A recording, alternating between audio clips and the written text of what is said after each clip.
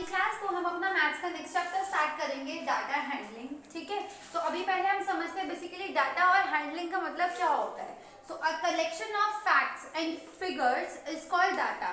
जब हम कोई भी चीज कलेक्ट करते हैं which is related to facts और फिगर्स, तो उसको हम डाटा बोलते हैं। ठीक है, डाटा कलेक्ट करना। Data put together as they are collected are called raw data. और जब हम जो हमने डाटा कलेक्ट किया है उनको हम साथ में रखते हैं, जब वो हमारा साथ में है तो वो हमारा रॉ डाटा होगा। ठीक है, क्योंकि हमने कहीं से फैक्ट्स और फिगर्स कलेक्ट किए फिर उसको साथ में रखा। Raw data have to be arranged in some order to make sense. जो भी हमने रॉ डाटा कलेक्ट किया है, ठीक है, उसको हमें अरेंज करना बहुत जरूरी है ताकि जो उसमें से हमें समझ में आए कि वो चीज़ किससे बेस्ड है, किसके ऊपर रिलेटेड है, और उसके लिए आपको कोई प्रॉपर फॉर्मेट और प्रॉपर ऑर्डर से उसे अरेंज करना है। सो बेसिकली डाटा क्या होता है, जो हम चीज़ें कलेक्ट करते हैं फैक्ट्स और फिगर्स, और जब तक हम उसे एक सेंसिबल मैनर में अरेंज नहीं करते तब तक के लिए वो हमारा रॉ डाटा है। लेकिन जब हमने उसे सेंसिबल तरीके से मैनेज कर दिया है, फॉर एग्जाम्पल जैसे मैं हूँ, मैंने कहीं से डाटा कलेक्ट किया कि मेरी क्लास में बच्चों को कौन कौन से फ्रूट्स पसंद है। ठीक है, तो मैंने वो कहीं पर लिख के रख लिया। लेकिन अगर मैं वही जो मैंने लिखा है, जो मुझे समझ में आ रहा है, किसी और को दिखाऊंगी तो जरूरी नहीं है उसे समझ में आए, है ना। तो किसी और इंसान को भी वो चीज़ अच्छे से समझ में आए तो मुझे उसको अच्छे तरीके से मैनेज करना होगा, अरेंज करना होगा किसी ऐसे फॉर्मेट में जो एक यूनिवर्सली अप्रूव्ड है और दूसरा इंसान भी उसको अच्छे से समझ सकता है, उसको भी समझ में आए। सो अभी जो हम लोग सीखेंगे डाटा किस तरीके से अरेंज करना है, पिक्टोग्राफ तरीके से, बार ग्राफ, और ये हमारी टेबुलर प्रेजेंटेशन होती है। हम इस तरीके से भी अपने डाटा को अरेंज करते हैं। ठीक है, तो इन सब तरीकों से हम डाटा अरेंज करते हैं ताकि कोई दूसरा इंसान, जब कोई दूसरा पर्सन भी उस डाटा को रीड कर रहा है तो उसके लिए भी वो अंडरस्टैंडेबल हो। में हम जो है पिक्टोग्राफ करेंगे आज। सो पिक्टोग्राफ बेसिकली होता क्या है, अ पिक्चर चार्ट। एक पिक्चर चार्ट को हम पिक्टोग्राफ में बोलते हैं। मतलब अगर हमने कोई भी इस तरीके का चार्ट बनाया है विद पिक्चर्स, ठीक है, उसमें हमने पिक्चर्स को यूज़ किया उसको एक्सप्लेन करने के लिए, तो उसको हम पिक्टोग्राफ बोलेंगे। जैसे यहाँ पे हमें नीचे कीज भी दी होती है, जैसे 1 एप्पल। यहाँ पे जो हमने ऊपर 1 एप्पल ड्रॉ किया उसका मतलब है 10 एप्पल्स, और जो हाफ एप्पल ये ड्रॉ किया उसका मतलब क्या होता है, 5 एप्पल्स होता है। ठीक है, तो इस तरीके से अभी आपको स्टार्ट में क्या दिख रहा है, एप्पल सोल्ड, मतलब जो एप्पल्स बेचे गए हैं, जैन में कितने एप्पल्स बिके हैं, तो यहाँ पे 1 एप्पल ड्रॉ किया है, तो 1 का मतलब यहाँ पे 10 है, तो इसका मतलब जैन में 10 एप्पल सोल्ड हुए हैं। फैब में 10, 20, 30, 40, तो इस तरीके से 40 एप्पल सोल्ड हुए हैं। ठीक है, मार्च में 10, 20, अब यहाँ पे हाफ है तो इसका मतलब ये 5 है, तो 25 एप्पल सोल्ड हुए हैं। अप्रैल में 10, 20, तो 20 एप्पल सोल्ड हुए हैं। बेसिकली इसकी जो की होती है हमें उसको रेफर करके अपनी जो टेबल है उसको अच्छे से स्टडी करना होता है, समझना होता है। ठीक है, तो इसको हम किस तरीके से प्रिपेयर करते हैं, हमें यहाँ पे 2 टाइप्स के, जैसे यहाँ पे मैं 2 कॉलम दिए हुए हैं, तो फर्स्ट वाले में हम कोई भी नेम लिखते हैं, मतलब जो भी चीज़ है हमारी उस चीज़ का नाम जिसके बारे में हम एक्सप्लेन कर रहे हैं, और सेकंड वाले में हम उससे रिलेटेड पिक्चर्स ड्रॉ करते हैं। ठीक है, पिक्चर्स में अगर हमें क्वेश्चन में पिक्चर दी है तो फिर हम वो पिक्चर ड्रॉ कर सकते हैं। फॉर एग्जांपल आपको क्वेश्चन में बोला है कि आपको ये स्माइली ड्रॉ करनी है, तो आप ये ड्रॉ करोगे। और अगर कोई भी पिक्चर आपको नहीं क्वेश्चन में दी है लेकिन आपको पिक्टोग्राफ बनाना है, तो आप कोई भी सिंपल सी पिक्चर यूज़ कर सकते हो, जैसे कि सर्कल। सर्कल सिंपल पिक्चर क्यों है, क्योंकि अगर हमें हाफ दिखाना है तो हम इसका इजीली हाफ करके दिखा सकते हैं। ठीक है, तो सर्कल यूज़ कर सकते हो, स्क्वायर यूज़ कर सकते हो, हम ट्रायंगल यूज़ कर सकते हैं, रेक्टेंगल्स यूज़ कर सकते हैं, वो सिंपल पिक्चर्स यूज़ कर सकते हैं जिनका हम आसानी से हाफ कर सकें और हम उनको अच्छे से समझ सकें। सो अभी इस वाले में भी हम 2 स्टेजेस करेंगे क्वेश्चंस की। नंबर 1 हमारी स्टेज होगी जहाँ पे हम क्वेश्चन को स्टडी करके क्वेश्चंस के आंसर करेंगे। ठीक है, स्टडी करेंगे टेबल को, और सेकंड वाले क्वेश्चन में हम क्रिएशन सीखेंगे कि एक पिक्टोग्राफ को किस तरीके से क्रिएट किया जाता है।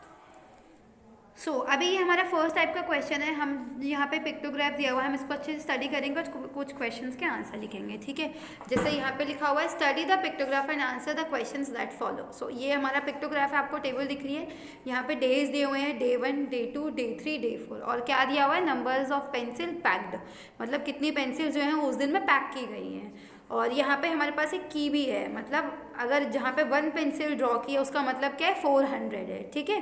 सो बेसिकली ये हम कभी यूज़ करते हैं पिक्टोग्राफ बनाना जब हमारे पास जो है डाटा बहुत ज़्यादा होता है और हमें उसे शॉर्ट में समराइज करना होता है। तो 1 पेंसिल मतलब 400 है। तो यहाँ पे जब हम काउंट भी करेंगे, ठीक है, हमें नंबर जब हम काउंट करेंगे तो उसको कैसे करेंगे, पेंसिल्स को जैसे 400, 800, 1200, 1600 इस तरीके से काउंट करेंगे।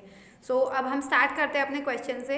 उससे पहले हम क्या करेंगे, पहले ना इनके नंबर्स लिख लेते हैं कि किस दिन कौन सी और कितनी पेंसिल सोल्ड हुई हैं, ताकि जब हम नीचे क्वेश्चंस के आंसर करें तो वो हमें इजी हो। तो ये कितना है, 1 2 3 4 5 6 7 8 9, ठीक है। तो 9 पेंसिल्स है और 1 पेंसिल का मतलब 400 है, तो ये हो गया हमारा 3600। ऐसे ही नेक्स्ट 1 2 3 4, तो ये कितना हो गया हमारा 1600। 1 2 3 4 5 6 7, ये हो गया हमारा 2800। और ये 1 2 3 4 5 6 7 8, ये हो गया हमारा 3200। सो बेसिकली हमने अभी यहाँ पे अपने नंबर्स लिख लिए जो हमें नीचे यूजफुल हो सकते हैं। अब चेक करते हैं, on which day was the maximum number of pencils packed. Maximum मतलब सबसे ज़्यादा, कौन से दिन सबसे ज़्यादा नंबर्स ऑफ पेंसिल पैक्ड हुई हैं। अब हमें यहाँ पे पिक्चर में भी नज़र आ रहा है कि कौन से दिन सबसे ज़्यादा हुई है और अमाउंट में भी हमें दिख रहा है। So that is day 1। तो आंसर क्या हो जाएगा हमारा यहाँ पे डे 1, कि डे 1 वाले दिन हमारी सबसे ज़्यादा पेंसिल्स जो हैं वो पैक हुई है। ऐसे ही नेक्स्ट करते हैं, what was the total number of pencils packed in 4 days. अब हमारे पास टोटल नंबर हमें निकालना है, तो हम इसको क्या करेंगे, ऐड करेंगे कि सारी चारों दिन में टोटल कितनी पेंसिल्स जो हैं वो हमारी सोल्ड हुई है। तो हम इस तरीके से उसको पूरा ऐड करेंगे,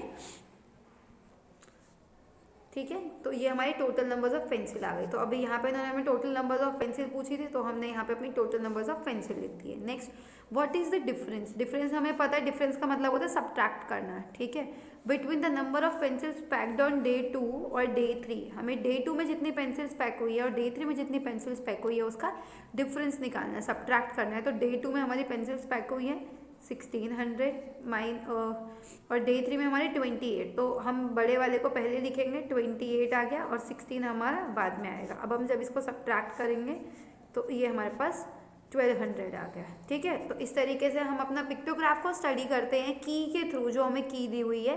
सो सबसे पहले हमें स्टडी करना है, की यूज़ करनी है और उनके नंबर्स लिखने हैं। नंबर्स लिखने के बाद हमें जो क्वेश्चंस दिए हुए हैं उनको रेफर करना है, ठीक है, और फिर उसको कंप्लीट करना है। अब हम एक क्रिएशन का क्वेश्चन देखते हैं। सो अब हम एक क्वेश्चन देखते हैं, जैसे हमें दिया है, the number of trees of different types planted inside the gardens of the town is shown in the following table. हमें क्या दिखाया गया है यहाँ पे टेबल में, डिफरेंट ट्रीज हैं जो एक गार्डन में लगाए गए हैं, उनके नंबर्स दिखाए गए हैं कि कितने जो है ट्रीज उन्होंने गार्डन में लगाए हैं, ठीक है।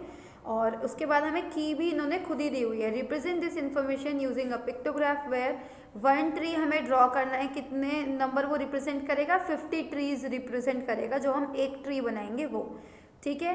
तो हमें पता है जब हम कोई भी पिक्टोग्राफ यहाँ पे क्रिएट करते हैं, बनाते हैं, उसको ड्रॉ करते हैं, तो मैं आपको कॉपी में ही सिखाऊंगी इस तरीके से। तो हम लोग यहाँ पे क्या करेंगे, पहले उसके 2 कॉलम्स हमें बनाने होते हैं। सबसे पहला हमें क्या करना है, यहाँ पे ट्री लिखना है, ठीक है, कि कौन कौन से ट्रीज आएंगे। जैसे बताया गया है मैंगो, तो वहाँ पे मैंगो का 1 ट्री के लिए हमें क्या की बताई गई थी, आपको पता हो, यहाँ पे बना हुआ था ट्री। एक ट्री के लिए हम 50 ट्री शो करेंगे और मैंगो हमारे कितने थे, 100 थे। तो 100 अगर हमें करना है तो 1 और हम 2 ट्रीज बनाएंगे तो ये हमारा 100 रिप्रेजेंट करेगा। सो मैंगो हो गया। इस तरीके से हम नेक्स्ट करेंगे नीम। नीम का नंबर था हमारा 300। 300 के लिए हम बनाना शुरू करेंगे 1 2 3 4 5 6 ट्रीज। सो 50 100 150 200 250 300। तो ये हमारा नीम का हो गया। तो हम ये बनाते टाइम आपको बहुत ध्यान रखना और ये चेक करना है कि जो हम बना रहे हैं उनकी काउंटिंग जो है सही हो। बैनियन ट्री का हमारा था 200, तो 200 के लिए जब हमें 1 ट्री अगर 50 रिप्रेजेंट कर रहा है तो हम यहाँ पे 4 ट्रीज बनाएंगे जो हमें बताएंगे कि जो हमारे बैनियन ट्रीज है वो 200 लगे हैं। सो 50 100 150 200, ठीक है। इस तरीके से हम नेक्स्ट करेंगे गुलमोहर।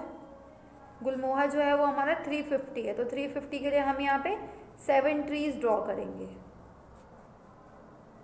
1 2 3 4 5 6 7। ठीक है, नेक्स्ट हमारा है पाम और वो है हमारे 150। तो 150 के लिए हम 1 2 और यहाँ पे 3 ट्रीज ड्रॉ करेंगे। तो ये हमारे नंबर ऑफ ट्रीज प्लांटेड। ठीक है, कि हमने कितने कितने ट्रीज प्लांट किए हैं और हमें हर एक का नंबर पता है। तो जैसे हमारे पास 100 मैंगो ट्रीज थे, तो बेसिकली हमने 100 को क्या किया, 50 से ऐसे डिवाइड करके चेक किया तो वो 2 आएगा। तो इसलिए हमने वहाँ पे 2 ट्रीज ड्रॉ करे। इस तरीके से हम जो है पूरे 5 के टेबल से भी आप इसको रेफर कर सकते हो और उसको कंप्लीट करके वहाँ पे हमें नंबर्स ऑफ ट्री ड्रॉ करने हैं। ठीक है, तो ये हमारा सेकेंड स्टेज था जिसमें हमने ये देखा कि क्रिएशन कैसे करते हैं। और अब जो है हमारे पास एक और थर्ड टाइप का क्वेश्चन आ सकता है, जैसे हमने बार ग्राफ में भी किया था। आपको ऐसी टेबल दी हुई है, उन्होंने यहाँ पे की दी होगी, आपको पिक्टोग्राफ भी ड्रॉ करना है और फिर उस पिक्टोग्राफ से रिलेटेड इन क्वेश्चंस के आंसर भी लिखने हैं। तो ये हमारी थर्ड स्टेज होती है जिसमें क्रिएशन भी होती है और क्वेश्चन आंसर्स दोनों चीज़ें होती हैं। सो इस तरीके से हम बाकी चीज़ें कंप्लीट कर सकते हैं। Thank you.